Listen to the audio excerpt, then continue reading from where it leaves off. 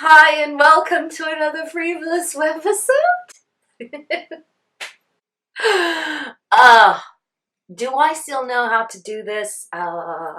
Let's see. Okay, hi everybody. It's been a while. It's been almost a year, and today is not going to be your kind of beauty video. So you can turn off if you're not interested in me.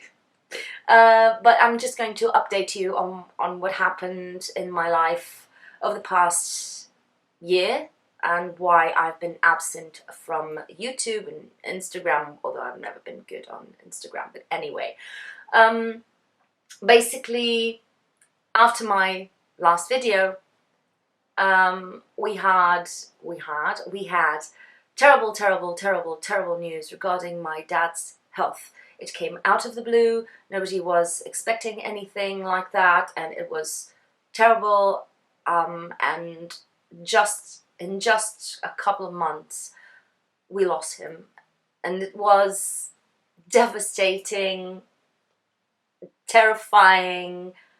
It was all the bad things. I'm not going to go into details because I know from personal experience that what happened to my dad and some of these conversations can be kind of triggering for some people. So I'm going to try to keep this vague enough for everybody to be able to watch the video. If you want something more in depth regarding, I don't know, loss or grieving, I can try and do something about that and the video regarding my experience, of course, but I don't have the distance right now to provide you the most insightful video ever and empowering and all that shit. I still feel like crap most of the time. So that out of the way. As you can imagine, after my dad's passing, still a lot of stuff to deal with, and I was completely broken, basically. If you don't know, if you haven't watched that video,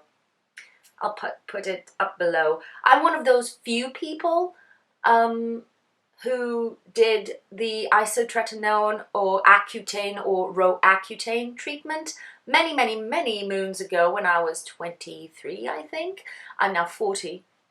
And I'm one of the few people who did that treatment and who got affected with something for the rest of their lives called mental health issues. In my case, anxiety and panic attacks. I've been dealing and struggling with anxiety and panic attacks for 2 decades now, almost. So yeah, that's fun. And as you can imagine, after going through all of this with my dad and my family and my personal way of facing illness and disease and death, basically, I went berserk. Of course, as soon as we had the diagnosis, I picked up a phone and booked therapy, and I've been going to therapy every single week or every other week ever since. So for almost a year now, and it's been working wonders. But yeah, where was I? It was crippling, and I went down a spiral, which would be expected. I was not ready for how bad I would get because I thought I was already really, really poor, doing really, really poorly. So it was surprising for me how bad things would get. I kind of entered a depressive state. I just curled in my sofa, and if I didn't have to go out to work, I just wouldn't move. I just stood there, and that was my life over the past year. I stopped dancing. I barely saw my friends. Hardly anybody had a grasp, and still have a grasp of what I have been going through. Because I didn't let anybody in, so that's kind of my fault in a way. To add to that, I developed some sort of a weird hypochondria. It's not that hypochondria in which you see germs everywhere and you feel them in your body and all of that. That's not it. What I have is I develop actual symptoms measurable by physicians of things. And so I've had what you can call health scares throughout this whole year, at least the second half. It's been really daunting and scary, especially if you have hypochondria and you're absolutely scared shitless to die. So yeah, and to add to that, my dog had several health scares throughout this year too. So he had to have surgery to his eye. He lost control of his back legs because he has 6 hernias that nobody knew about because he's really just, he never complains. So it was a fun year. Yeah, I've gained weight. I've lost a lot of hair, sadly.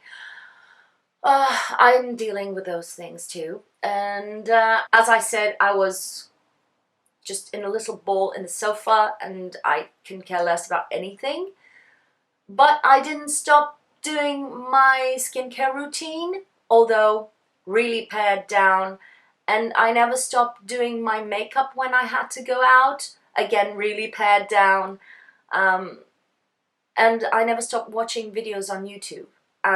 So along with other things like knitting and drawing and watching a lot of bullet journaling videos and cooking videos and stuff like that, all of that helped me to kind of feel sort of not normal, but to feel numb enough that I wouldn't feel bad.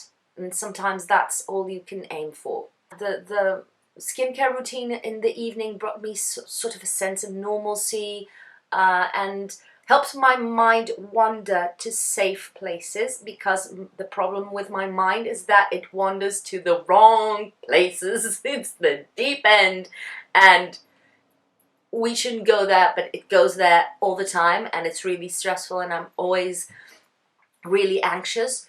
But these little things kind of helped me in a way to deal with that. And so when I started feeling a bit better, I started missing this.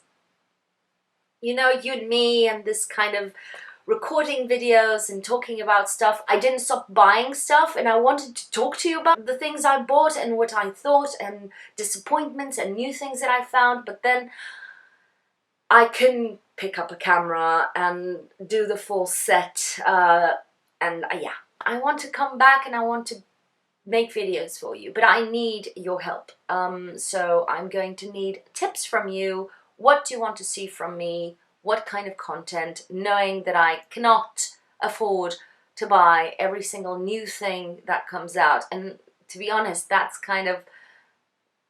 got tiring a long time ago, but even the more privileged influencers are now noticing that it may be too much. And maybe the market will change in that sense. But that's a whole other video if you want my opinion on that kind of stuff. But yeah, I need tips. I need to know what you want from me. What do you want from me? So that I can create content that you want to watch. I like this little community we have of a couple of dozen people. I know I have over 1,000 subscribers, but people who actually interact with me and give me feedback on my videos are mostly my friends, and then a few of you out there, which is really fun, but it's just a couple of dozen people or something like that. And I really like that. I really like that we're kind of cozy, and if all of you give me tips on videos you want to watch, I will be able to make one video for each person almost. And yeah, since YouTube changed the rules and small micro YouTubers just lost any chance to go through things and get a bit bigger, not in terms of audience even. I just wanted to get some ad revenue to buy stuff. I almost feel like I should have a Patreon or something. But anyway, everything is kind of hard, but I miss you. I want to do videos again, so let me know what you want to see. Am I still in for yearly favorites or something? Let me know. And if you're still there, thank you. Thank you for being there despite everything. And I hope I can bring some joy to your day from now on, once in a while. I don't know. I hope you are all well. Thank you for being there, and I'll see you on my next video.